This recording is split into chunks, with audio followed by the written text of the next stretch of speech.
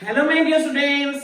Good evening. Myself is your Krishna sir. Welcome to my channel, Kirpi Classes. I hope you all are happy and healthy. So, with a lovely smile, let's start today's class.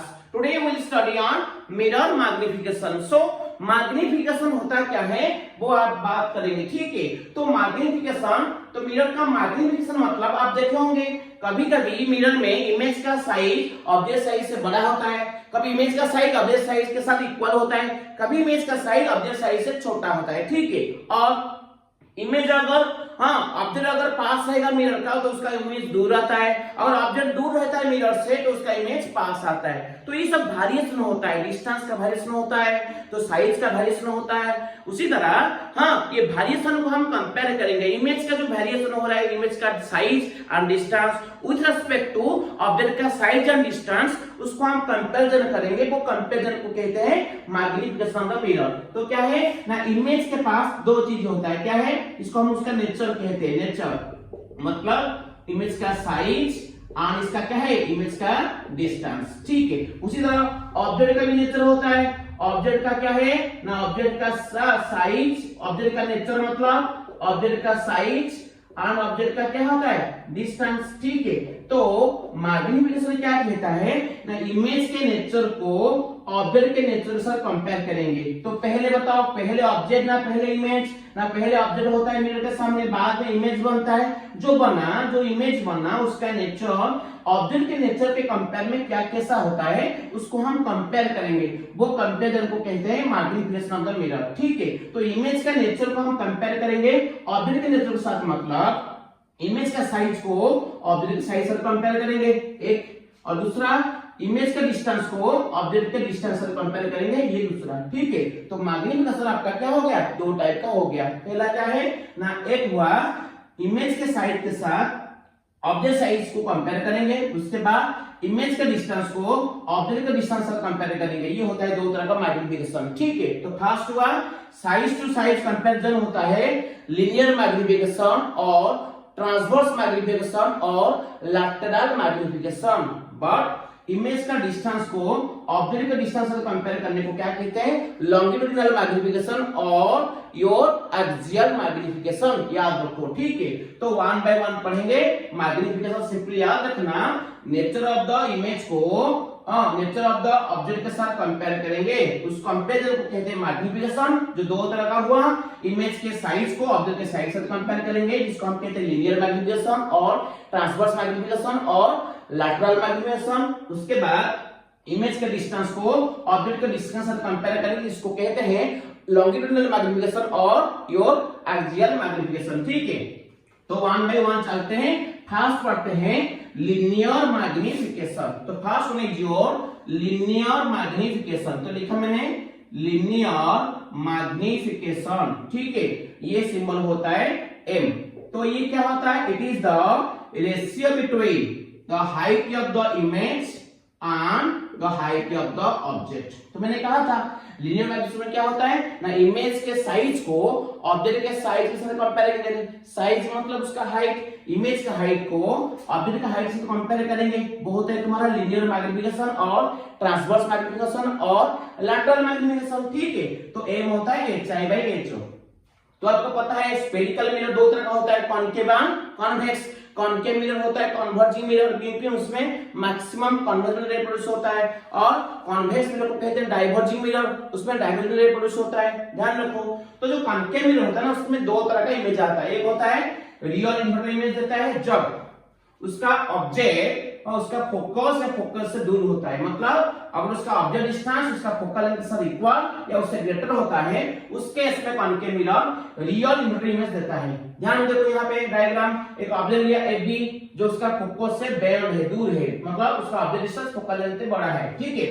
तो वहां एक ray आया parallel to principal axis AK, वो reflect होके principal axis के focus देके चला गया। याद रखो, जो रे प्रिंसिपल एक्सिस के साथ पैरेलल होके आपके रिफ्लेक्ट होके पास करता है, वो हमेशा प्रिंसिपल एक्सिस के फोकस देके जाता है। कॉन्केव में वो एक्चुअली फोकस देके जाता है, कॉन्वेक्स में वो फोकस से निकला हुआ लगता है, ठीक है। वो बाद में हम देखेंगे।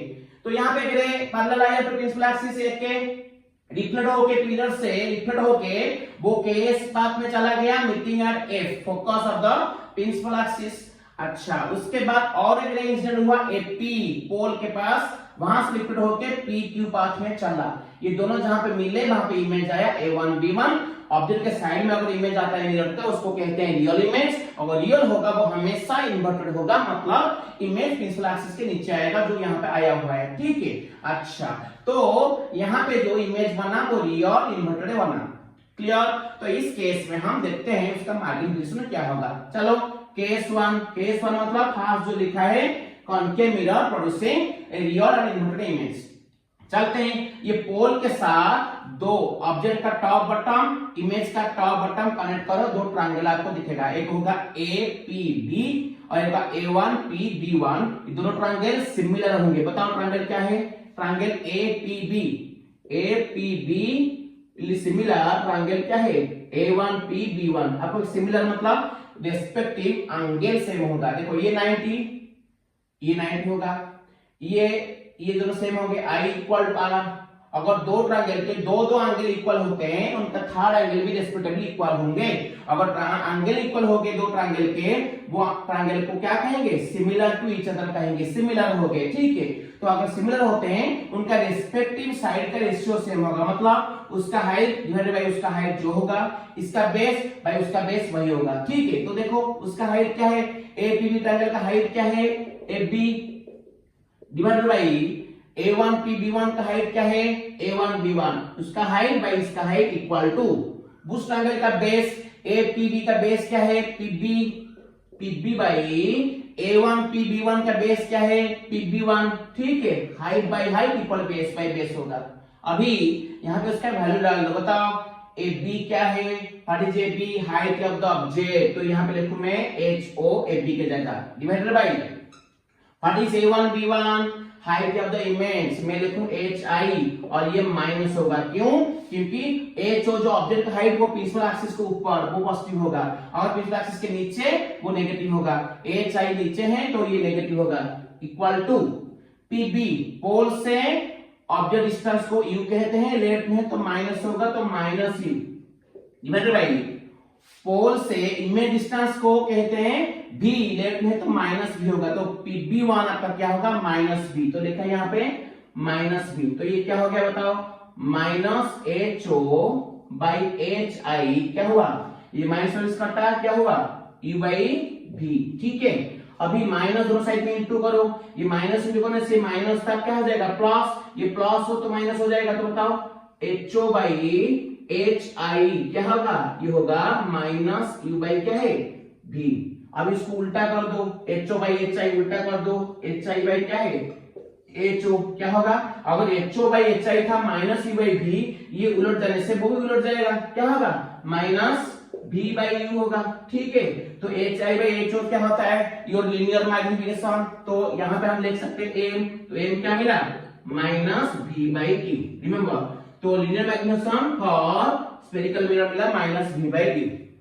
ये था first case, concave mirror producing a real and inverted image. जब object distance object distance focal length से इक्वल या ग्रेटर होता है, उस केस में concave mirror real inverted image देता है, उसका मैग्नीफिकेशन मिला m equal to minus v by u। ठीक है, अब चलते हैं case 2, concave mirror producing A virtual and erect image. मतलब जब उसका ऑब्जेक्ट उसका पोल और फोकस के बीच में रहेगा, मतलब जो ऑब्जेक्ट डिस्टेंस उसका फोकल लेंथ से छोटा होगा, उस केस में कॉन्केव मिरर कौन सा इमेज बनाएगा? वर्चुअल एंड इरेक्ट इमेज बनाएगा। ठीक है, तो हम रख दिए एक ऑब्जेक्ट AB, वहां से रे पैरेलल गया, देखो एक के प्रिंसिपल एक्सिस के साथ पैरेलल गया और वो रिफ्लेक्ट होने के बाद केस पाथ में गया फोकस से मिलके। ठीक है, क्योंकि मैंने बार बार बोला है जो रे प्रिंसिपल एक्सिस के साथ पैरेलल होकर इंसिडेंट हो रहा है वो रिफ्लेक्ट होने के बाद प्रिंसिपल एक्सिस को फोकस देके पास करेगा। ठीक है, ये होता है। और एक रे आया FP, वो रिफ्लेक्ट होकर चला गया PQ। तो यहाँ पे दो रिफ्लेक्टेड रे को गौर से देखो, एक रिफ्लेक्टेड रे केस पाथ में जा रहा है और एक PQ पाथ में जा रहा है। वो दोनों जैसे आगे आगे जाएंगे, जितना आगे आगे जाएंगे उनके बीच में गैप क्या हो रहा है? बढ़ रहा है, मतलब they are diverging from each other. वो आगे मिलेंगे नहीं और उनको पीछे बढ़ाएंगे, एक जगह पे वो मिलता हुआ नजर आएंगे जिसको कहते हैं डाइवर्जिंग पॉइंट, और वहां पे एक परपेंडिकुलर ड्रॉ करने से एक इमेज मिलेगा, वो होगा उनका इमेज, जिसको हम वर्चुअल इमेज कहेंगे। क्यों? क्योंकि डायगोनल रे से जो इमेज बनता है उसको हम क्या कहते हैं? Virtual image. यहाँ पे जो इमेज बना A1 B1 वो क्या हुआ, वर्चुअल। अच्छा, मैंने बार बार बोला है जो इमेज वर्चुअल होगा वो क्या होगा, इरेक्ट होगा, मतलब प्रिंसिपल एक्सिस के ऊपर आएगा। तो आया हुआ है तो वो इरेक्ट है। और एक बात गौर करना है, क्या है, यहाँ पे इमेज का हाइट ऑब्जेक्ट हाइट से बड़ा है, यहाँ पे इमेज इज एनलार्ज और मैग्नीफाइड। ठीक है, तो ये हुआ।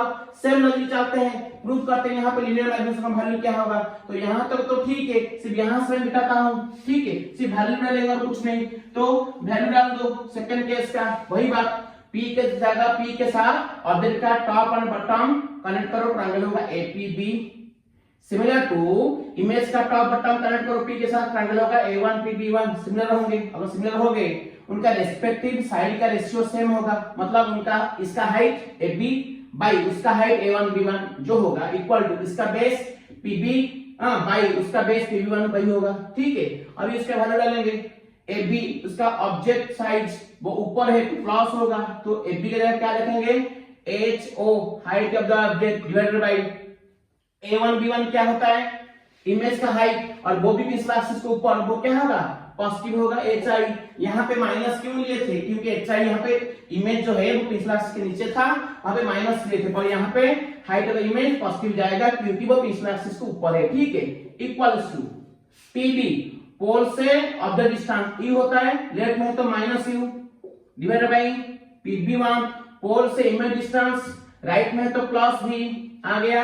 अभी इसको उल्टा कर दो, HI बाय क्या है HO, क्या होगा, E उलट जाएगा, -V/U होगा। बताओ HI बाय HO क्या होता है, लीनियर मैग्नीफिकेशन। तो आपका HI बाय HO A मिला, क्या मिला, -V/U। यहाँ पे भी वही प्रूव हो गया, लीनियर मैग्नीफिकेशन क्या हुआ, -V/U। Is that clear? ये था सेकंड केस, अनपेयर mirror producing virtual and erect image. अब चलते हैं थर्ड केस, जब convex mirror virtual erect image देता है। ठीक है, तो उस केस में भी क्या होगा देखेंगे। पहले डायग्राम देखते हैं। ये उसका ऑब्जेक्ट AB, एक रे पैरेलल गया टू द प्रिंसिपल एक्सिस के साथ पैरेलल जाके रिफ्लेक्ट हुआ, यहां से केस पाथ में चला गया, डाइवर्ज हो गया। क्यों, क्योंकि कन्वेक्स मिरर डाइवर्जिंग मिरर होता है, वो हमेशा रिफ्लेक्टेड रे को बाहर की ओर छोड़ता है, तो डाइवर्ज होकर वो केस पाथ में चला गया। ठीक है, वो तो मिलेगा नहीं, अगर इसको पीछे बढ़ाएंगे वो पिछला एक्सिस को पॉइंट पे मिलता हुआ नजर आएगा, जिसको हम फोकस कहते हैं। ठीक है, याद रखो, पैरेलल रे रिफ्लेक्ट होने के बाद मिले या मिलता हुआ नजर आए वो पॉइंट फोकस होगा। इस केस में सच में मिल रहे हैं तो इसलिए रियल फोकस बनता है, यहाँ पे हम पीछे बढ़ा के बना रहे हैं तो वो वर्चुअल फोकस है। आई बात समझ में? अच्छा, दूसरा एक इंसिडेंट हुआ AP में, वो रिफ्लेक्ट होकर PQ पाथ में चला गया।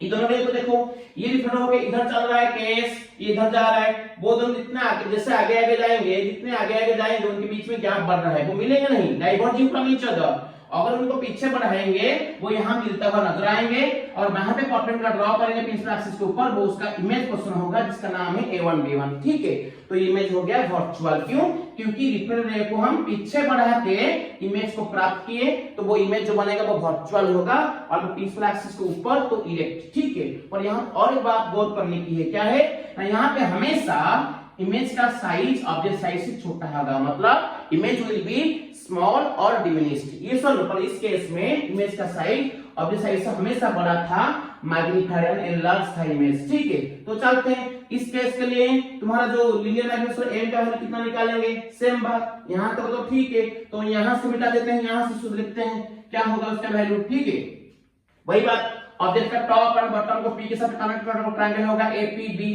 सिमिलर टू इमेज का टॉप और बॉटम P के साथ कनेक्ट करो, ट्रायंगल होगा A1PB1। दोनों ट्रायंगल क्या हो गया, सिमिलर हो गया।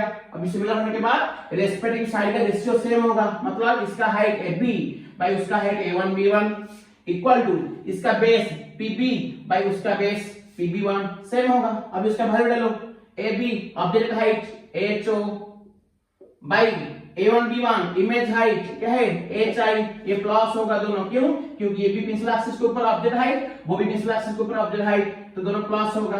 इक्वल्स टू PB पोल से ऑब्जेक्ट डिस्टेंस को U कहते हैं, ये लेफ्ट में है तो -U होगा, बाय PB1 पोल से इमेज डिस्टेंस क्या होता है V होता है, राइट में है तो क्या होगा +V होगा, तो लिख दिए V। अभी HO बाय HI हुआ -U/V, उसको उल्टा दो तो HI बाय HO लिखो, क्या होगा -V बाय क्या है U, HI बाय HO क्या होता है M, your linear magnification HI by HO M होता है, तो यहाँ पे लिखे हम M इक्वल क्या मिला ये भी वही मिला माइनस v बाई यू। तो तीनों केस हम दिखा दिए linear magnetism of the spherical mirror मिलता है minus v by you. Is that clear?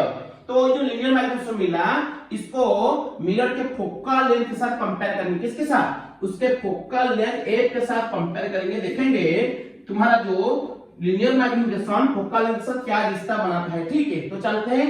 उसके बाद देखेंगे रिलेशन किसके बीच में, बताओ। Relation between f and m. What is f? focal length of the mirror. What is m? linear magnetism. तो रिश्ता बनाएंगे। फर्स्ट देखेंगे, देखो in terms of u।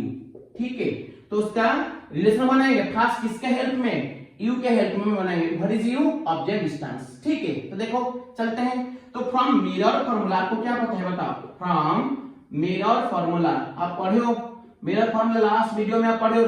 From mirror formula आपको क्या पता है, 1/f इक्वल्स टू, बोलो 1/v प्लस 1/u। ठीक है, अच्छा अब किसके टर्म में निकाल रहे हो? u के टर्म में। आप f और m के बीच में रिश्ता बना रहे हो, रिलेशन बना रहे हो। तो जिसके टर्म में आप निकाल रहे हो वही टर्म को दोनों साइड में इनटू करो। तो इधर इन टर्म्स ऑफ u निकाल रहे हो तो u को दोनों साइड में इनटू करो। तो क्या होगा, बताओ। ये 1/f था, क्या लिखोगे? u into 1/f क्या होगा? u/f equal u into 1/v क्या होगा? u/v plus u into 1/u क्या होगा? 1। ये हो जाएगा, दोनों साइड में मैंने u इनटू किया। तो बताओ ये क्या होगा? हमको क्या पता है, बट हमको मैग्नेटिज्म पता है m equals to minus v by U, जो अभी अभी प्रूव किए तीनों केस में। m होता है माइनस v बाई यू। अगर m होता है माइनस v बाई यू तो माइनस m क्या होगा, बताओ। वो होगा v बाई यू। अगर माइनस m होता है v बाई यू, उसको उल्टा कर दो, रेसिप्रोकल कर दो, तो 1 बाई माइनस 1 बाई m क्या होगा, बताओ। u बाई v होगा ना? नहीं, तो u बाई v का वैल्यू क्या मिला? इधर u बाई v हमें चाहिए था, तो u बाई v क्या मिला? Minus 1 by m। हेंस यहाँ पे उसका वैल्यू पुट करेंगे। बताओ u बाई f क्या हुआ? u by f equals to u by v का वैल्यू कितना मिला है, बताओ। Minus 1 by m। ठीक है, प्लस 1 तो था ही, 1 लिखो। अभी जो माइनस 1 बाई m उसको लेफ्ट में लाओ, क्या होगा? प्लस 1 बाई m होगा इक्वल टू, उधर क्या था? 1। ये बात तो u बाई f लेफ्ट में प्लस, वो राइट में आएगा तो क्या होगा? माइनस होगा। u बाई क्या है? f। तो बताओ 1 बाई m क्या हुआ?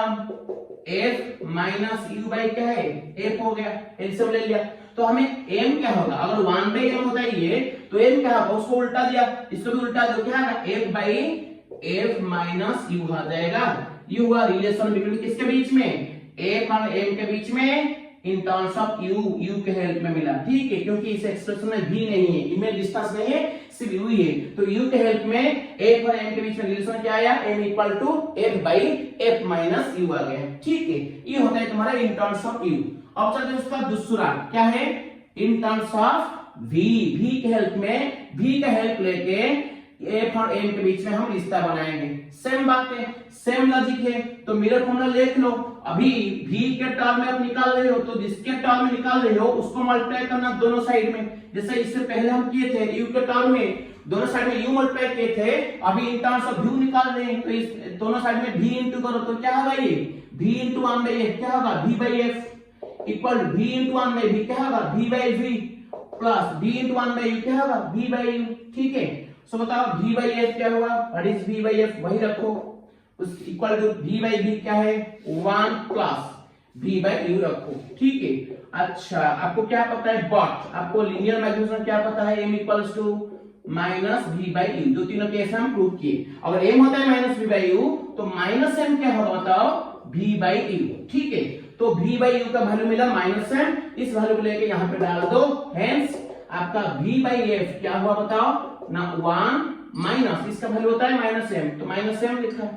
अभी माइनस m को उठा के राइट से लेफ्ट को लाओ, क्या होगा? प्लस m होगा। तो उधर क्या था? 1 था, तो ये इधर जाएगा तो क्या होगा? माइनस।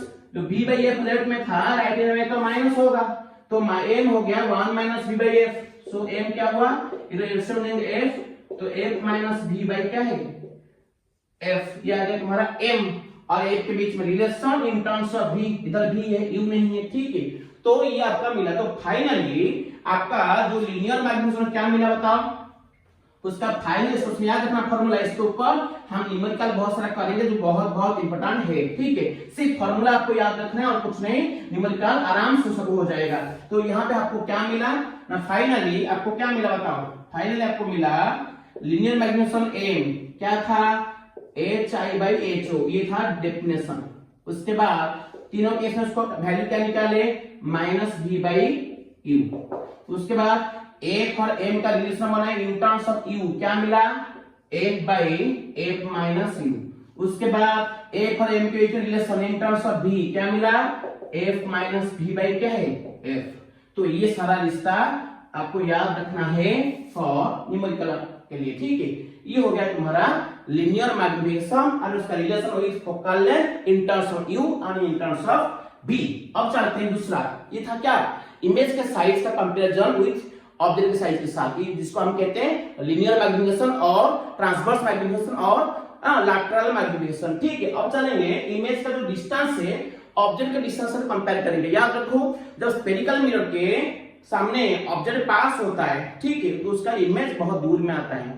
जब ऑब्जेक्ट दूर में रहता है तो इमेज क्या होता है, पास आता है। पर प्लेन मिरर में ऐसा नहीं होता। आप पढ़े हो प्लेन मिरर के सामने, प्लेन मिरर के सामने ऑब्जेक्ट जितना दूरी पर होता है उसका इमेज उतनी दूरी पर ही आता है। पर स्फेरिकल मिरर में, स्फेरिकल मिरर केस में क्या होता है, ऑब्जेक्ट जितना पास रहेगा मिरर का इमेज उतना दूर रहेगा, ऑब्जेक्ट जितना दूर रहेगा इमेज उतना पास आएगा। आई बात समझ में। तो चलते हैं ऑब्जेक्ट के पोजीशन के हिसाब से, मतलब ऑब्जेक्ट के डिस्टेंस के हिसाब से इमेज का डिस्टेंस कैसे वेरी करता है, वही इमेज डिस्टेंस को हम ऑब्जेक्ट डिस्टेंस से कंपेयर करेंगे, जिसको हम कहते हैं लॉन्गिट्यूडिनल मैग्नीफिकेशन और योर एक्सियल मैग्नीफिकेशन, ठीक है। तो चलते हैं second way, that is your what, longitudinal magnification और एक्सियल मैग्नीफिकेशन, ठीक है। तो देख लेते हैं longitudinal we with longitudinal magnification, important है बहुत लॉन्गिट्यूडिनल मैग्नीफिकेशन, और इसका नाम दूसरा नाम याद रखो एक्सियल मैग्नीफिकेशन, ठीक है। सपोज इसको हम